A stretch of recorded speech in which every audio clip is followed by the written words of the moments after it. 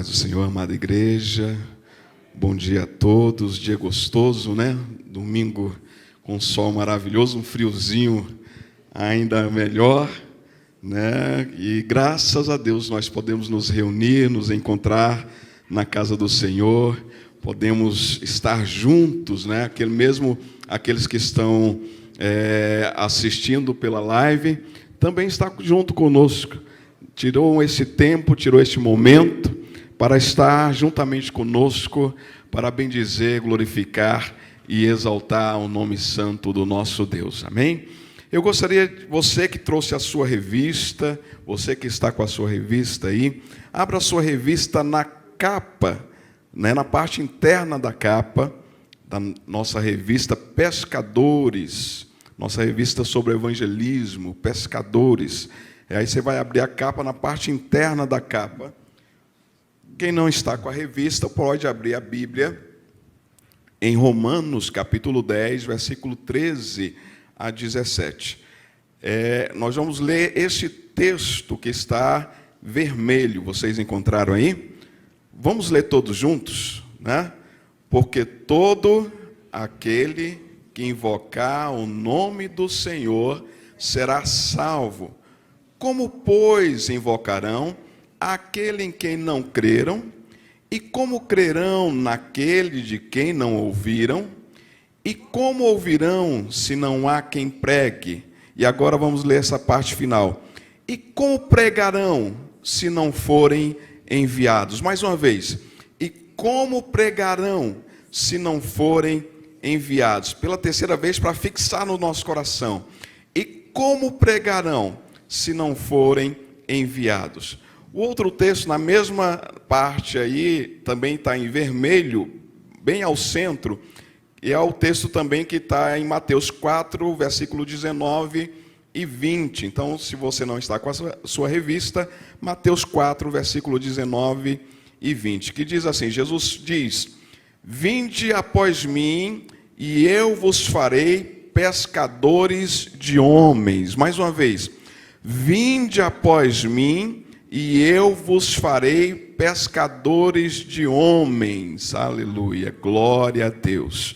Então existe um propósito, né, meus irmãos? Jesus Cristo, ele veio com um propósito nessa terra. E nós acabamos de ver, né, nessa parte do texto, que há um propósito nas nossas vidas. No primeiro estudo ministrado aqui na igreja, né, o primeiro estudo, nós aprendemos que o evangelismo é o nosso maior projeto de vida. Repita comigo, o evangelismo é o nosso maior projeto de vida. Amém. E nós vimos também no estudo 1 que o pecado era o maior problema da humanidade, mas que Jesus Cristo foi e continua sendo a solução para o pecado, a solução de Deus para o pecado, mas essa solução de Deus foi através do amor de Deus. Então Jesus Cristo nos resgata através do amor de Deus. João 3,16 diz, porque Deus amou o mundo de tal maneira que deu o seu Filho unigênito para que todo aquele que nele crê não pereça, mas tenha vida eterna. Aleluia, glória a Deus. Então Deus resolve o problema do pecado com o seu grande amor, enviando o seu único Filho, enviando a Jesus Cristo, né? Era o Filho unigênito que depois se torna o primogênito, porque nós também nos tornamos filhos de Deus pela graça. Amém? E assim nós somos resgatados por causa desse grande amor de Deus. E assim também nós devemos amar a Deus.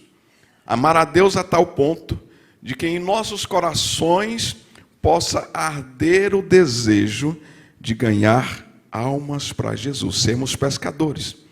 Jesus Cristo, quando convida os seus discípulos, ele fala, olha, peraí, eu estou mudando a sua vida, eu estou transformando a sua vida, eu estou resgatando a sua vida, mas tem um propósito. Fala assim comigo, tem um propósito.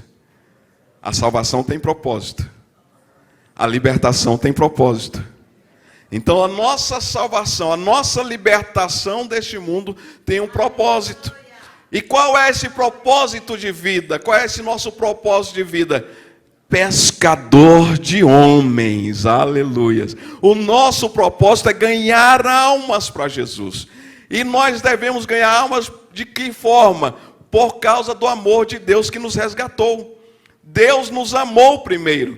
E se nós amamos a Deus, nós também devemos levar o Evangelho, ministrar o Evangelho para que almas possam se render a Jesus Cristo. Isso nós vimos no primeiro estudo. No segundo estudo, nós aprendemos a discernir o tempo e aproveitar as oportunidades. Repita comigo, discernir o tempo e aproveitar oportunidades. Mais uma vez, discernir o tempo e aproveitar oportunidades. Nós vimos no segundo estudo que a igreja primitiva viu a oportunidade de evangelizar gerada pelo Império Romano. As facilidades que surgiram naquela época, como por exemplo estradas, navegações, segurança. E eu quero fazer uma pergunta para vocês. Será que nós temos algumas facilidades e oportunidades para evangelizar hoje? Será que nós temos tido alguma vantagem, alguma forma para nós chegarmos às almas hoje? Será que tem alguma facilidade que nós podemos aproveitar para evangelizar, para ganhar almas, para ministrar? Né? No primeiro estudo, será que o amor de Deus ainda é o mesmo? Nós vimos lá no passado, Deus enviou o Filho, já faz mais de 2000 anos. Mas será que o amor de Deus permanece o mesmo? Permanece igual? Sim ou não? Sim, né? Nós cremos que sim. Então, se o amor de Deus permanece o mesmo, ainda continua o projeto e o propósito de Deus para ganhar almas, para alcançar almas. E no terceiro estudo, nós vimos, né, com o pastor Elias, nós vimos que nem tudo foi tão simples. Surgiram obstáculos na área das ideias, dos pensamentos, resultando em perseguições. Em grandes partes, as perseguições foram pelos judeus, né, perseguindo a igreja do Senhor. E essas perseguições resultaram em prisões, mortes também de alguns cristãos. Nós vimos também que a igreja não parou de evangelizar por causa disso. Parou ou não parou? A igreja parou naquela época, quando veio a perseguição, quando os judeus começaram a perseguir, a igreja parou de evangelizar, falou, não, agora está difícil. O governo, as pessoas não querem mais, a maior religião do mundo não quer mais que a gente fique falando de Jesus Cristo, a gente vai dar uma parada por aqui. Eles pararam? Não pararam, continuaram, né, evangelizando. E aí eu pergunto para vocês hoje, né, e nós sabemos também, vimos na semana passada com o pastor Elias, que se levantaram homens para defender a causa do Senhor, como os apologistas, os polemistas, para defender a obra do Senhor aqui na terra. Nós temos dificuldades? Temos. Todos nós temos dificuldades. Nós passamos lutas, né? Mas nós devemos ser paralisados por essas dificuldades, ou nós devemos continuar anunciando e pregando o Evangelho do Senhor? Parar ou continuar? Todo mundo tem dificuldade. Todo mundo tem dificuldade. Mas o Evangelho precisa continuar sendo levado às almas. Amém? Hoje nós vamos pegar o estudo de número 4. Abram sua revista na página 26. Página 26. Minha revista não está querendo ficar parada, não. Deixa eu ver se eu consigo abrir aqui sem. Agora ela fica. Página 26.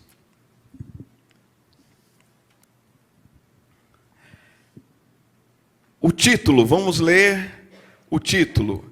Evangelismo, tudo se tornou muito perigoso. Vamos lá? Evangelismo, tudo se tornou muito perigoso. se tornou muito perigoso, né? E nós vimos então no estudo 3, né, que não era tão simples, que obstáculos surgiram. E agora no estudo 4, que o que era difícil, começou uma perseguição, mais na área das ideias, teve algumas mortes de cristãos, e agora no estudo 4 nós vamos ver que o que estava complicado ficou ainda pior. Não melhorou, piorou, ficou mais difícil. Meus amados, se a gente for comparar aquela época com a nossa época, parece que as coisas estão caminhando para a mesma coisa, sim ou não? O que estava mais fácil há um tempo atrás, está começando a ficar difícil, está começando a gente não poder falar de Jesus, está começando algumas coisas a acontecer, não sei se vocês estão percebendo, algumas proibições, inclusive judiciais, começam a acontecer, e o que estava complicado, o que já foi complicado, começa a ficar pior. E a gente começa a perceber isso também. Mas na época da igreja primitiva, começou uma perseguição na área das ideias, e agora nós vamos ver que essa perseguição, ela se torna ainda maior, ela se torna pior, ela se torna mais forte, mais aguerrida. Mas o que acontece com a igreja? Eu gostaria de pedir os nossos amados ali do vídeo, né, que opera para nós ali, colocar a primeira imagem. Colocar a primeira imagem. E eu gostaria que ampliasse a legenda. Tem a legenda ali embaixo. Puder ampliar um pouco a legenda para nós. Isso, meu amado. Maravilha, ficou ótimo. Acho que dá até para ler. Né? Olha, tem um tracejado. Para mim é rosa. Né? Um tracejado rosa escuro. Né? Mas para alguns pode ser vermelho. Minha visão não está muito boa, mas para mim eu estou enxergando rosa escuro. E a esse rosa escuro, esse tracejado rosa escuro, são os limites do império sobre o governo de Diocleciano, no ano 300. Então, é o Império Romano, é a limitação do Império Romano até o ano 300. E nós vemos ali agora, né, um quadradinho que tá virado, né, uma marca ali amarela, que são os principais focos do cristianismo no fim do primeiro século. E de rosa, claro, e rosa escuro, são as regiões que o evangelho chegou e muita gente estavam se tornando cristãos no fim do terceiro século, no fim de 300 anos depois de Cristo. Então nós vamos ver essa imagem, mas antes de vocês verem, nós vemos o mapa, né? Então olhem para a legenda e nós vamos observar isso no mapa já já, mas com a sua revista aberta, na página 27. Nós vamos ler aí essa parte inicial, abaixo da figura, que é a mesma figura que vocês estão vendo ali. Abaixo da figura diz assim: a evangelização no período da igreja primitiva era um empreendimento intimidante em qualquer que fosse a camada social. Agora olhem para este texto. Era uma tarefa que atraía ódio social, risco político, acusação de traição aos deuses e ao Estado, e insinuação de crimes horríveis e oposição sistemática de uma combinação de fontes talvez mais ou muito poderosa do que em qualquer outro período. Green, 2020, livro digital. Então, nesse período, anunciar o evangelho não era tarefa fácil. Pode não era uma tarefa fácil. Anunciar o evangelho nessa época significava atrair ódio das pessoas. Significava que aquele que estaria evangelizando, que estaria falando do amor de Jesus, que estaria falando de Deus, que estaria anunciando a salvação, essa pessoa já podia ter certeza, ela iria atrair ódio. Esse ódio social, ele se estendia não somente à área governamental, mas como também muitas vezes a própria família começava a odiar e a denunciar aquele que se tornava cristão. Falar, não, cristão aqui não. Então até no seio da família, havia pessoas que denunciavam. Pais contra filhos, filhos contra pais, irmãos contra irmãos. Isso aconteceu durante o Império Romano, do 1º século até o 3º século depois de Cristo. Então amplia aí a nossa imagem. Isso, agora nós estamos com a imagem novamente.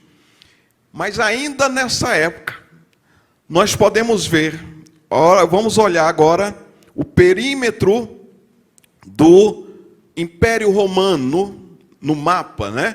O perímetro do Império Romano está tracejado de vermelho. Vocês estão vendo lá o mapa tracejado de vermelho. Ali é a região do Império Romano. Agora vamos pegar os pontinhos amarelos. Os pontinhos amarelos. Amplia um pouquinho, meu amado, para vermos um pouco mais os pontinhos amarelos ali mais. Isso.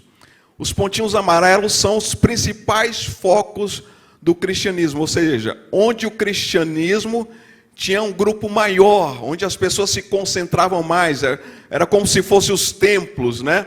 Nós vamos ver depois que os templos, na verdade, eram cavernas, né? Muitas vezes as pessoas se reuniam em cavernas e até em sepulcros, né? Em sepulturas. Os cristãos daquela época se reuniam em locais escondidos, mas ainda assim glorificavam, exaltavam o nome do nosso Deus, amém? Glória ao Senhor. Pode diminuir um pouco. Voltamos ali para o mapa. E agora vamos ver os locais que tem o foco, que são os pontinhos amarelos. E por onde o evangelho se espalhou. O evangelho ele vai crescendo, ou seja, as pessoas vão se convertendo, o cristianismo vai crescendo. E aí ele toma quase todo o Império Romano, local de todo o Império Romano, mas observe uma coisa. O Império Romano está tracejado de vermelho. O Evangelho ele não conhece limites. O Evangelho não reconhece limitação. O Evangelho do Senhor não tem barreiras. E você pode observar que o Evangelho ele vai além, ele é pregado e anunciado além dos limites do Império Romano. Ele atravessa a limitação do Império Romano e vai além. Vocês podem ver que ele vai para depois dos oceanos, ele atravessa as regiões e vai crescendo, vai tomando conta da Ásia, da Europa, né? E vai tomando conta de toda aquela região conhecida naquela época. Meus amados, isso com a perseguição cresceu, cresceu, cresceu. Aleluia. A igreja conhecia apenas crescer. Vamos crescer. Vamos crescer, vamos evangelizar, vamos ganhar almas, vamos levar o evangelho a toda criatura, amém? Glória seja dada ao nome santo do Senhor. Mas nós vemos aí no mapa, esse período de 300 anos, esse período em que o evangelho é anunciado, a perseguição, ela é muito grande, meus amados. Abram aí sua revista, ainda na página 27. No último parágrafo, na página 27.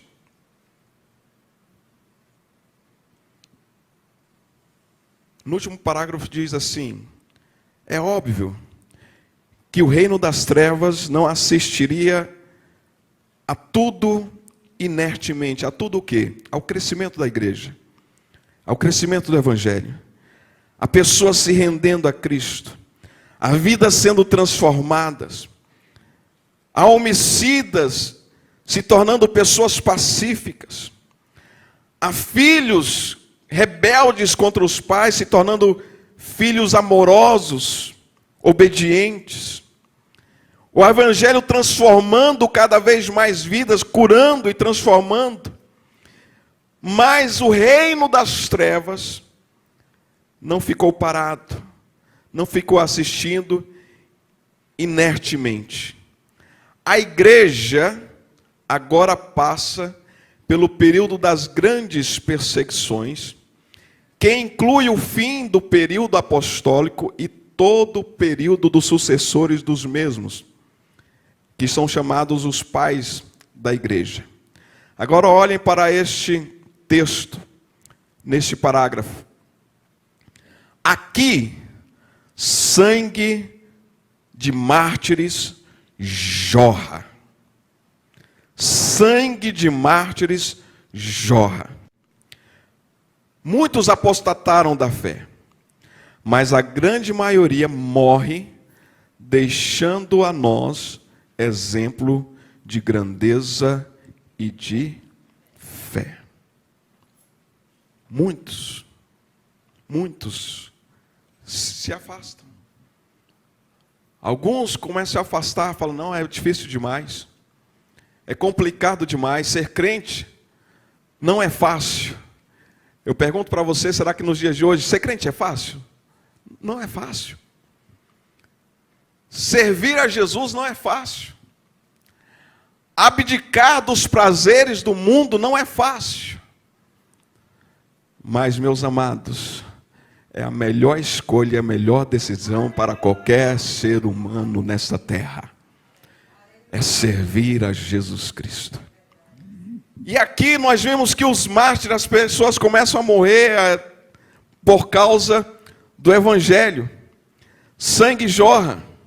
E eu quero pedir ao meu amado ali também do vídeo, para que ele possa colocar, nós trouxemos alguns vídeos, para que nós possamos entender um pouco melhor acerca de como foi o período da igreja nessa época.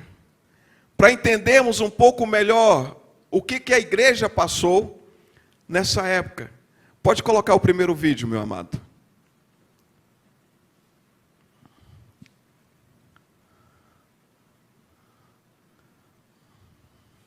Tem áudio também.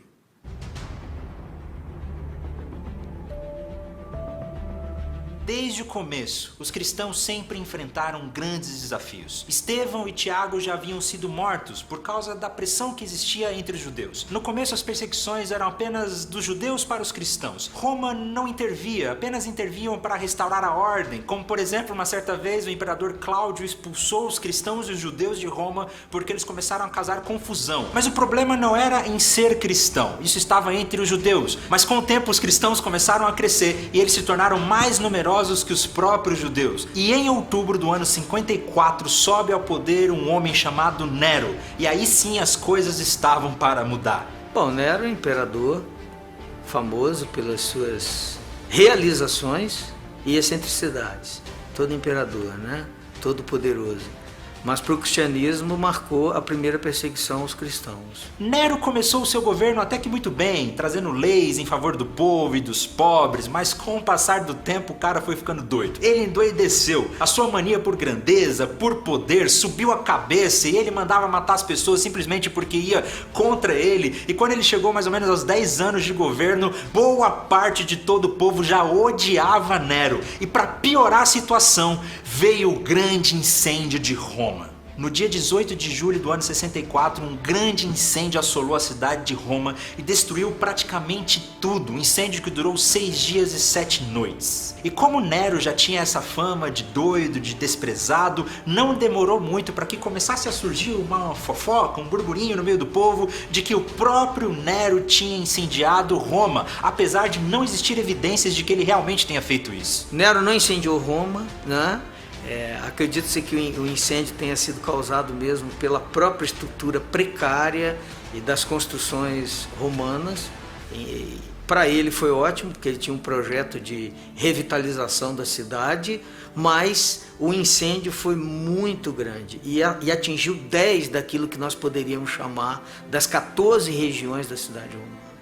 E 3 foram completamente destruídas. Então todo mundo estava desconfiando que foi o próprio Nero que tinha incendiado a cidade. E para afastar as suspeitas, o que aconteceu? Ele percebeu que durante o incêndio, os únicos bairros que não foram atingidos eram bairros em que a maioria das pessoas que viviam ali eram cristãs. Não demorou muito para que o Nero colocasse a culpa nos cristãos e usasse eles como bode expiatório. Foi quando começou a primeira perseguição cristã pelo Império Romano. Nero emitiu um decreto de que os cristãos deveriam ser mortos e eles passaram a ser livremente perseguidos em Roma. Os cristãos foram mortos de vários modos e o mais cruel foram luminárias para a cidade e para os jardins do imperador. Então eram besuntados de piche e queimados, vivos. Eles foram usados como lamparinas, queimados vivos, levados para o Coliseu para serem mortos por feras. Foi praticamente uma carnificina e atos cruéis contra os cristãos. Vale ressaltar que essa primeira perseguição por Nero não aconteceu em todo o Império Romano, mas ficou centralizada ali na cidade de Roma. E foi justamente nessa época de Nero que provavelmente o apóstolo Paulo foi morto, decapitado, e também o apóstolo Pedro. E há inclusive uma tradição de que o apóstolo Pedro teria sido crucificado de cabeça para baixo, porque ele não se sentia digno de ser crucificado como seu Senhor. No ano 68, o povo já não aguentava mais as loucuras de Nero. Eles se rebelaram contra o imperador, o obrigaram a fugir e ele acabou cometendo suicídio. O decreto contra os cristãos continuava para aqueles que quisessem persegui-los, mas na prática a igreja começou a viver uma época de relativa paz por enquanto, e a igreja crescia, se expandia e continuava pregando o evangelho por todo o mundo.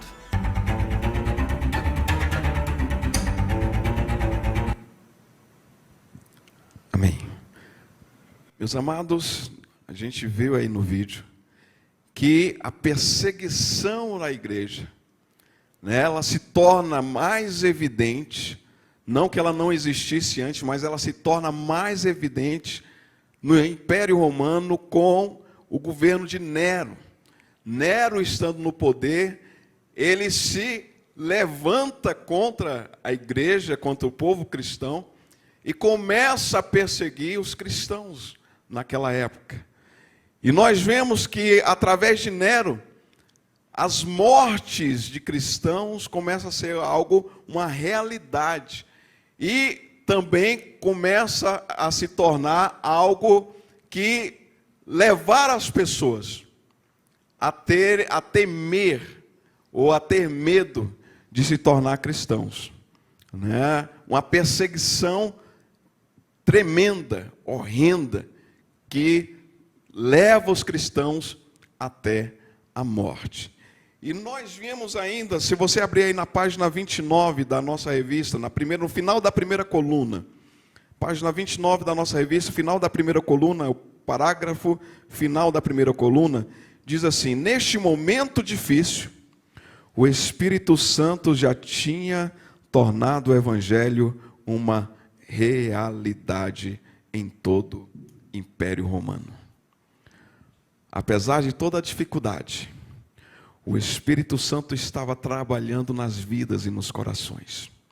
Apesar de muitos cristãos, servos do Senhor, estarem morrendo, mortes horrendas, ainda assim o Espírito Santo estava trabalhando. O Espírito Santo, né, como lá no princípio, a palavra fala que no princípio criou Deus os céus e a terra, mas a terra era sem forma e vazia, e o Espírito de Deus pairava por sobre as águas. E nós podemos ver aqui que mesmo na perseguição, na turbulência, nas dificuldades, o Espírito Santo estava pairando, o Espírito Santo estava agindo, o Espírito Santo estava trazendo conforto, o Espírito Santo estava operando graça e poder de Deus, o Espírito Santo estava operando sinais, maravilhas e prodígios, o Espírito Santo estava trazendo o amor de Deus ao alcance de cada vida. E o Evangelho crescia.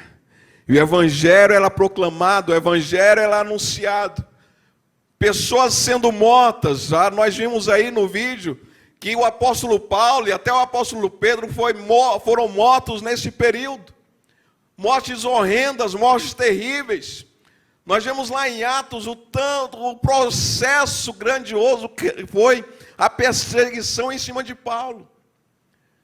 Pedro também, segundo a tradição, não está na Bíblia, mas segundo a tradição, Pedro é crucificado de cabeça para baixo, porque ele diz: eu não sou digno de ser crucificado como meu mestre.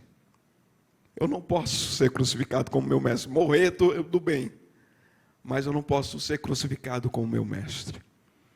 E a tradição diz que ele é crucificado de cabeça para baixo. Mortes horrendas. Mas o Senhor estava agindo, aleluia. O poder de Deus estava sobre aquelas vidas, sobre aquele momento. E muitas almas estavam sendo salvas, porque o Espírito de Deus estava ali trabalhando em cada vida, em cada coração. E o Evangelho sendo proclamado. Vamos lá neste vídeo, fala sobre a primeira, segunda e terceira perseguição. Abra sua revista na página 30, final da página 30, início da página 31, no item 2.2.4. A quarta perseguição contra a igreja, pelo imperador Marco Aurélio, não o nosso Marco Aurélio. Qualquer semelhança é mera coincidência, né, Marco? O imperador Marco Aurélio. Aqui diz o seguinte: Marco Aurélio, embora admirado por suas habilidades filosóficas e governamentais, desencadeou a quarta perseguição aos cristãos por sua natureza severa. As atrocidades cometidas durante essa perseguição foram tão horríveis que os espectadores ficaram chocados. Imagina a perseguição anterior, as perseguições anteriores, e nessa ainda as pessoas ficam chocadas com tudo que estava acontecendo. Enquanto os mártires enfrentaram sua morte com coragem. Política, um bispo respeitado foi preso e queimado publicamente após se recusar a renunciar à sua fé cristã. Muitos cristãos foram torturados e mortos de maneiras extremas, inclusive sendo entregues às feras e crucificadas. Houve uma trégua temporária na perseguição. Quando o imperador enfrenta uma ameaça militar, pediu ajuda divina e uma tempestade providencial trouxe socorro. Ou seja, o imperador Marco Aurélio, ele estava perseguindo os cristãos. Mas na hora do aperto, o que ele faz? Meu Deus, me socorre. Pede ajuda a quem? Pede ajuda a Deus. Como muitas pessoas que muitas vezes até falam que são ateus, que não reconhecem a Deus, mas que no momento da dificuldade, no momento da luta, no momento da aflição, meu Deus, me socorre. O imperador Marco Aurélio, ele faz isso. Ele recorre a Deus, recorre aos cristãos, pede oração, vai na igreja, né? Pede oração para os irmãos, fala: não, estou com um problema, estou com um probleminha aí.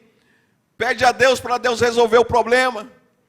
Deus resolve o problema porque Deus é misericordioso. Deus é bondoso. Lembra dos 10 leprosos? Os 10 leprosos, Jesus Cristo cura os 10. Quantos voltam para agradecer a Jesus, para louvar a Deus? Quantos? 10? Os 10 voltaram? Só um voltou. Só um voltou.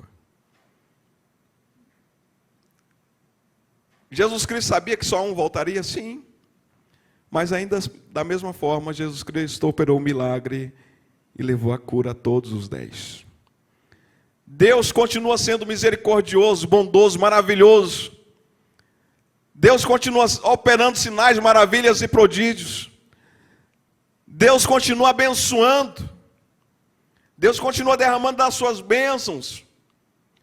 Pelo amor que Ele tem.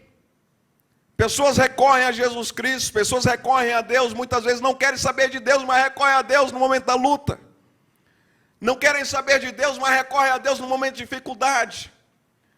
Não querem nada, nenhum compromisso com Jesus Cristo, com o nosso Deus, mas recorrem aos cristãos para orar. Sabem que se nós orarmos, né, irmã de meia? Sabe que se nós orarmos, Deus vai responder. Sabe que se um cristão verdadeiro buscar a Deus pela sua vida, Deus vai responder, vai atender. Assim foi no Império Romano com o imperador Marco Aurélio. Ele persegue, ele mata, ele queima vivo.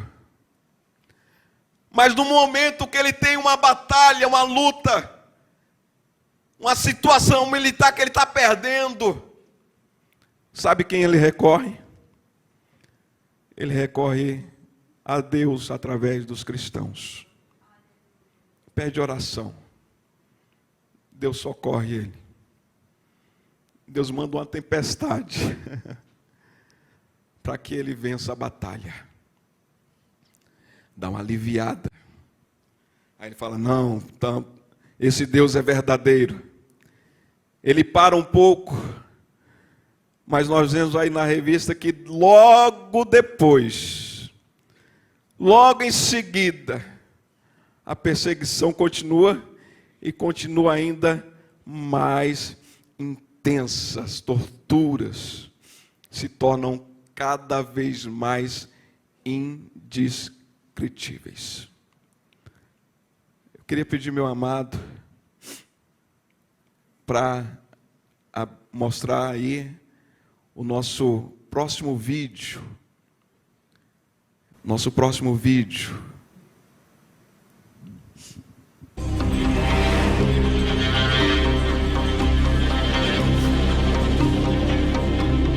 Durante todo o século II, a igreja viveu uma relativa paz. Ela cresceu, se organizou como uma igreja universal, começou a organizar o seu cânon, criou o credo, mas tudo estava prestes a mudar, porque no século III a igreja viveria as suas piores perseguições de todas. Chegamos à grande perseguição, terceiro século, início do quarto século, e 2 imperadores com a letra D na primeira letra dos seus nomes, Décio e Diocleciano.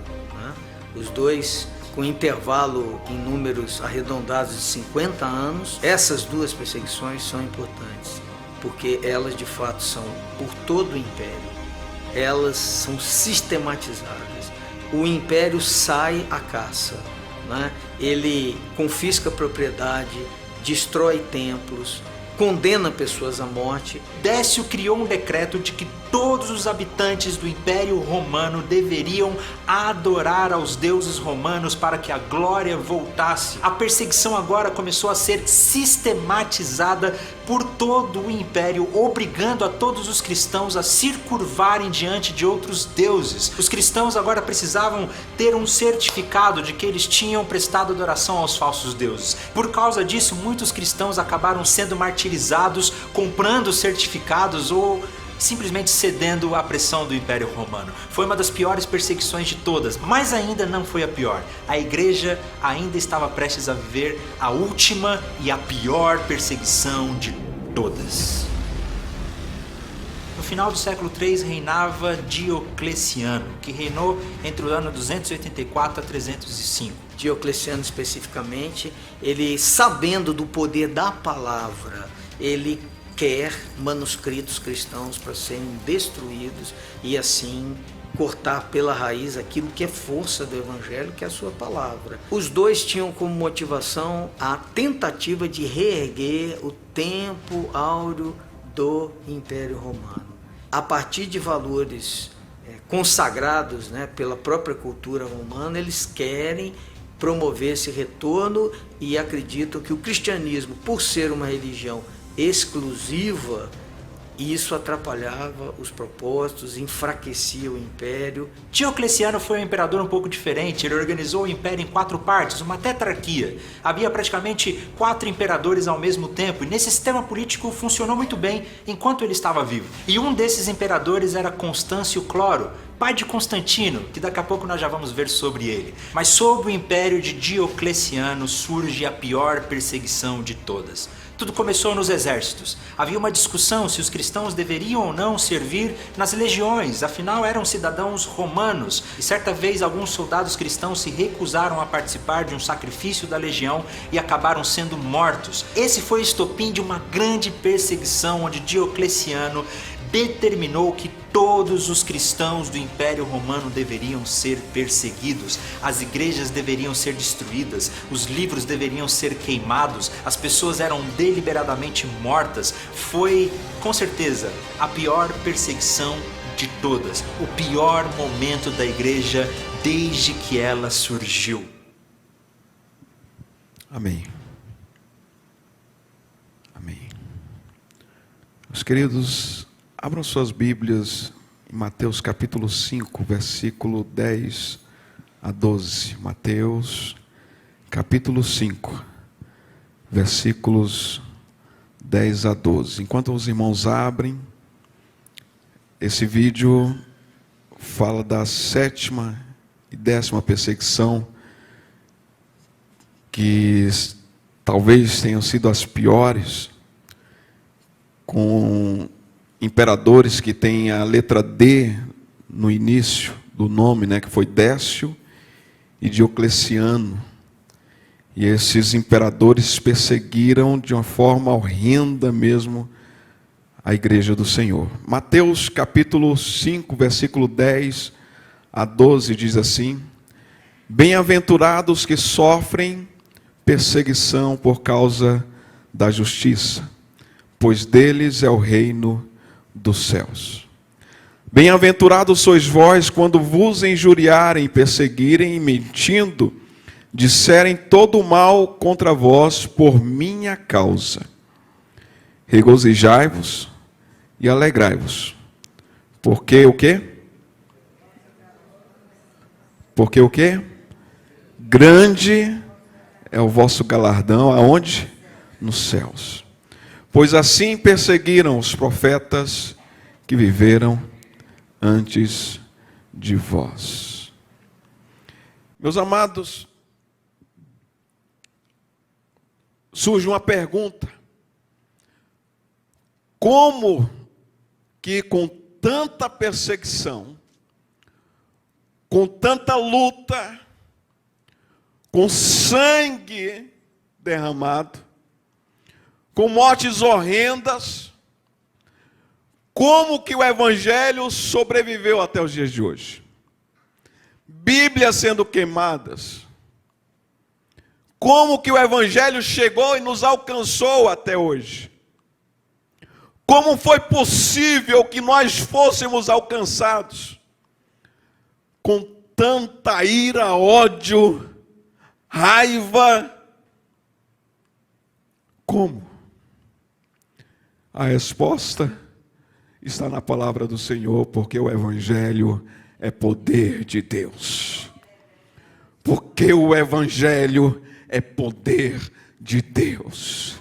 E este poder de Deus, como eu falei no início, não existe limites, não existem barreiras que possam sustentar, que possam segurar, que possam impedir de que o Evangelho, o poder de Deus, possa alcançar e transformar qualquer vida que seja.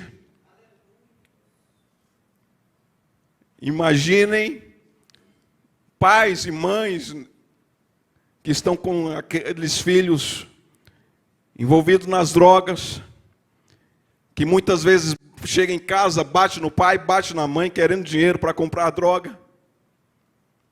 A luta que esse pai e essa mãe estão enfrentando. Imaginem filhos que não conhecem seus pais, não sabem quem é seu pai, não sabem quem é sua mãe, que estão com seus corações quebrados, arrebentados, Imaginem famílias destroçadas. Imaginem lares destruídos. Imaginem pessoas que foram estrupadas. Ou que lá no sul, que estão passando por essa luta toda terrível com as enchentes. E depois da enchente. Mas eu quero dizer que o Evangelho continua sendo o poder de Deus. Que o Evangelho continua sendo o poder de Deus. E que esse Evangelho continua transformando vidas. Esse Evangelho continua alcançando e transformando vidas. Abra aí o primeiro slide, meu querido. O primeiro slide. Nesse slide nós vamos ver, esse é o primeiro slide, algumas mortes, sim. Ali vocês podem ver Estevão, né? Estevão sendo apedrejado, é uma figura representando a morte de Estevão. E o que Estevão viu? O que a palavra de Deus fala? Eis que vejo na hora, aleluia. Na hora da morte, Estevão fala, eis que vejo os céus abertos, oh, aleluia. Estevão sendo apedrejado, imagine a dor que ele estava sofrendo, meus amados. Imagine a dor de cada pedra atingindo o corpo dele. Porque não é uma pedra para matar de uma vez, não, são pedras para ir matando aos poucos. E ele estava morrendo aos poucos, mas morrendo aos poucos, ele fala, eis que vejo os céus abertos, aleluia, e o meu Redentor está me aguardando para me receber, aleluia. Essa é uma das mortes, passa, meu querido. Sangue jorrando pelas ruas de Roma, sangue de cristãos jorrando pelas ruas de Roma, pessoas morrendo o tempo todo por causa do Evangelho.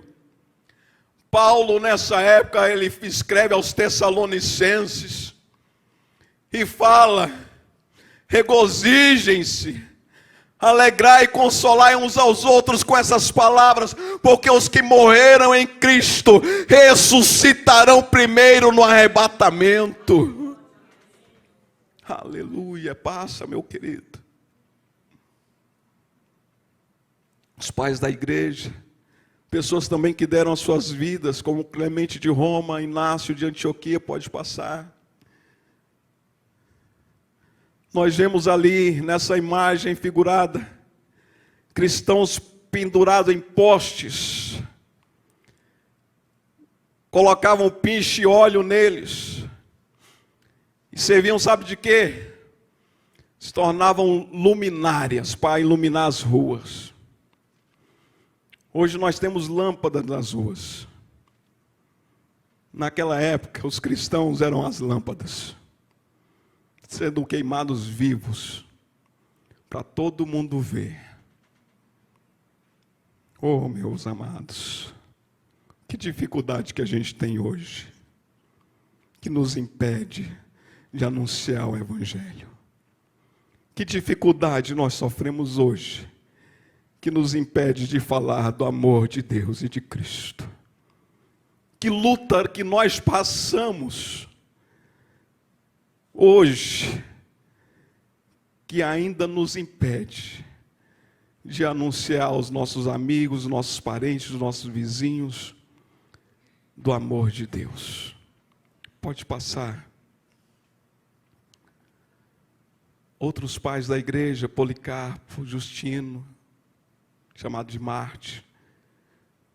Ali, nós vemos um líder cristão.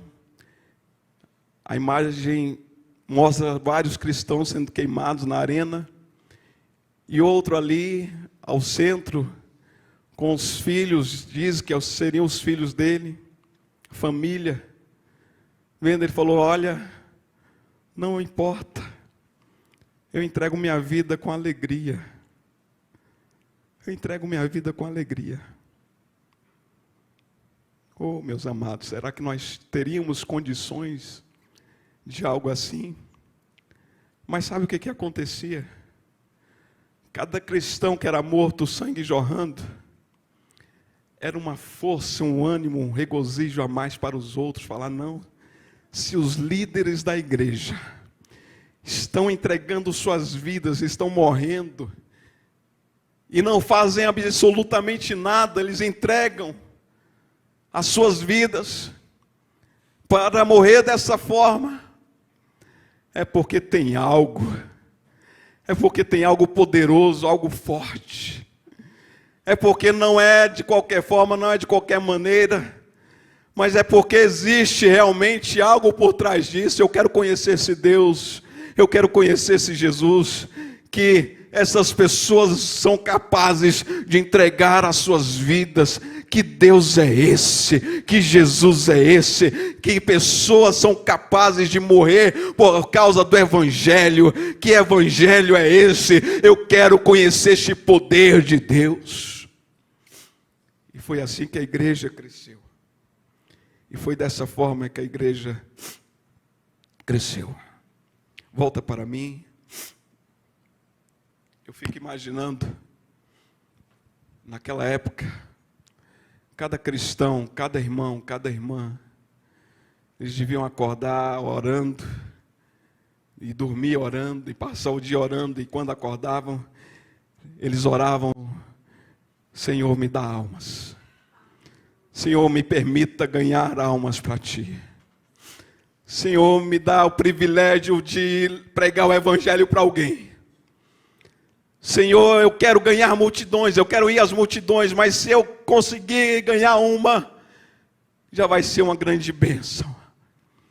E deviam passar o dia também pensando formas, estratégias de conquistar almas, de ganhar almas. E quando chegava a noite, eu imagino que eles deviam orar, Senhor, hoje eu fiz pouco. Hoje eu ganhei pouco. Hoje eu ganhei algumas almas, mas eu ainda fiz pouco. Porque, meus amados, para morrer dessa forma, eram pessoas que dedicavam sua vida ao Evangelho de Deus. Eram pessoas que dedicavam tudo à palavra de Deus. Eram pessoas que dedicavam integralmente a levar o Evangelho do Senhor em todas as circunstâncias. Pastor, mas eu trabalho. Tem pessoas no teu trabalho precisando ouvir do Evangelho. Pastor, mas eu estou estudando, não tenho tempo. Tem pessoas no seu local onde você está estudando que estão precisando ouvir do Evangelho. Pastor, eu passo o dia fora. Tem pessoas precisando. Pastor, eu trabalho em casa o dia inteiro, tenho muitas atividades em casa, tem vizinhos seus precisando ouvir do Evangelho. Existem milhares de pessoas lá no mundo.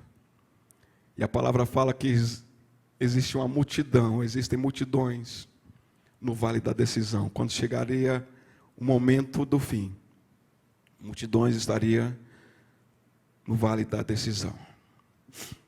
Meus amados, para terminarmos, se nós olharmos para as perseguições que o povo de Deus já sofreu ao longo da história, o que nós observamos é que alguns acontecimentos são cíclicos, ou seja, eles vão e vêm. Isso agora eu falo de mim mesmo, mas eu sinto no meu coração que o próximo grande avivamento será o derradeiro e o último. E esse avivamento, eu sinto no coração que ele virá pela palavra. Eu sinto também que nessa época vai haver uma grande perseguição, porque a palavra de Deus, ela tem poder de transformar vidas. A palavra de Deus, ela tem poder de mudar vidas. O Evangelho é poder de Deus. Meus amados, eu imagino também que nesse mesmo período sinais e prodígios estarão por toda parte. Porque o Evangelho vai estar sendo pregado de uma forma tão limpa, tão pura, na sua essência, manifestando o poder de Deus. E agora eu imagino sobre a igreja que tem por lema compromisso com Deus e com sua palavra. Você conhece uma igreja assim? Que tem por lema compromisso com Deus e com sua palavra? Uma igreja que tem por nome Igreja do Brasil para Cristo. Uma igreja que tem por visão alcançar uma nação inteira para Jesus Cristo. O que acontecerá com essa igreja? Um crescimento exponencial. Um crescimento exponencial. Mas também uma perseguição. O pastor Gedeon, semana passada, estava falando algumas coisas, eu imagino que impulsionado pelo Espírito Santo de Deus, porque começa a perceber o que vai acontecer conosco. Começa a perceber o que vai acontecer. Porque nós estaremos pregando o Evangelho, anunciando, ensinando. E começa a perceber o que vai acontecer. É cíclico, meus amados. É cíclico. A perseguição, ela vai acontecer em algum momento. Mas nós permaneceremos firmes no propósito de evangelizar e de ganhar almas para Cristo. Ganhar o Brasil para Cristo. Meu amado, coloca o último slide para finalizarmos. O último slide para finalizarmos. A pastora Luíde, há um tempo atrás, numa reunião de obreiros, ela falou, e aquilo ficou pulsando no meu coração. Ela falou que tinha um sonho, e que ela sonhava de ter uma igreja em cada município brasileiro. Uma igreja, Brasil para Cristo, em cada um dos municípios brasileiros. E eu imagino que esse sonho, esse desejo do coração da nossa pastora Luíde, foi algo que Deus, o nosso próprio Deus, colocou no coração dela. E ficou pulsando no meu coração, e eu falo, eu preciso fazer uma imagem sobre esse sonho, esse plano, esse projeto da pastora Luíde. Eu levei algum tempo para fazer, mas a gente conseguiu. Igreja do Brasil para Cristo, vocês veem as setas como se fosse chuva. Chuva do poder de Deus, chuva do amor de Deus, chuva da palavra de Deus, chuva do cuidado de Deus. Uma igreja em cada um dos, quantos municípios? 5.568 municípios brasileiros. E só no Distrito Federal, nós temos o quê? 35 regiões administrativas. Nós estamos no centro do Brasil. Será que nós podemos crescer? Será que nós podemos crescer? Pode tirar, meu amado, a imagem. Será que nós somos capazes? Será que Deus tem nos capacitado? Será que o Senhor tem nos amado a ponto de nos entregar o Brasil? Amém? Senhor, Isaías, envia-me a mim. Envia-me a mim. Amém? Vamos ficar de pés. Glória a Deus.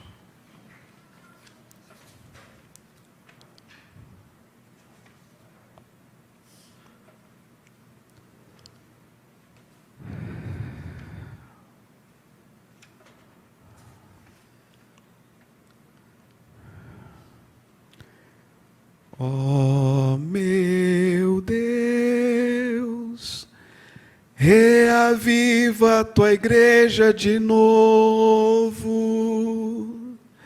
faz a chama arder nesse povo,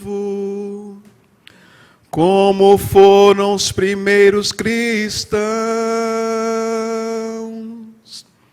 Ó meu Deus, reaviva a tua igreja de novo,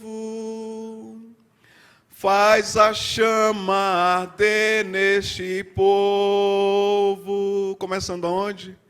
Começando em meu coração. Você pode cantar comigo? Ó meu Deus, reaviva a tua igreja de novo, faz a chama arder neste povo. Oh, aleluia. Como foram os primeiros cristãos. Ó meu Deus, reaviva a tua igreja de novo, faz a chama arder neste povo, começando em meu coração. Oh, aleluia. Oh, aleluia. Oh, aleluia. Oh, aleluia. Oh, aleluia. Oh, aleluia. Oh, aleluia. Oh, aleluia. Oh, aleluia. Senhor, nos perdoa pelo comodismo. Senhor, nos perdoa quando nós não aproveitamos as oportunidades. Senhor, nos perdoa quando não aproveitamos as chances de pregar o Evangelho. Senhor, nos perdoa quando não somos fiéis a Ti. Nos ensina pelo Teu Espírito Santo. Nos leve pelo Teu Espírito Santo e nos conduza pelo Teu Espírito Santo. Senhor, que possa arder nos nossos corações o amor pelas almas que estão perecendo neste mundo. Que possa arder em nossos corações o amor que Tu tens por nós. Que possa arder em nossos corações olhar para as vidas que perecem neste mundo, e não ter pena, mas ter amor a ponto de levar o Teu Evangelho, até as últimas consequências. Senhor meu Deus, que possamos anunciar o Teu Evangelho até as últimas consequências. Oh meu Deus, oh meu Deus, oh meu Deus, oh meu Deus. Amém e amém, Senhor Jesus. Glória a Jesus, glória a Jesus. Podemos assentar.